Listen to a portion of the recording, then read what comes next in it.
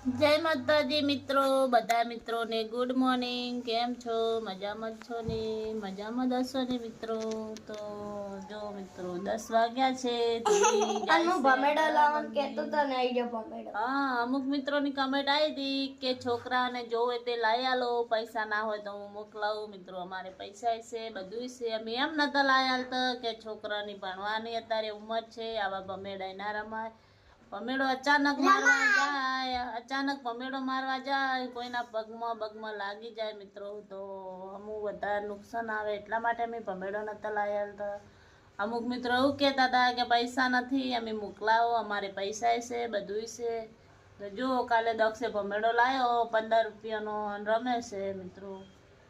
એટલે ભમેડો રમવાથી કોઈ મળતું નહીં, ભણો તો મળે. અમે એને ભણવા માટે થઈને નતા લાયા આલતા મિત્રો, ભણવા માટે. બીજી વાત એમ કે ઝઘડા કરવા માટે નહીં. છોકરા ભેગા થાય એટલે ઝઘડવાનું થાય, ભમડા હાટું થઈને, એટલે મિત્રો નતા લાયા આલતા.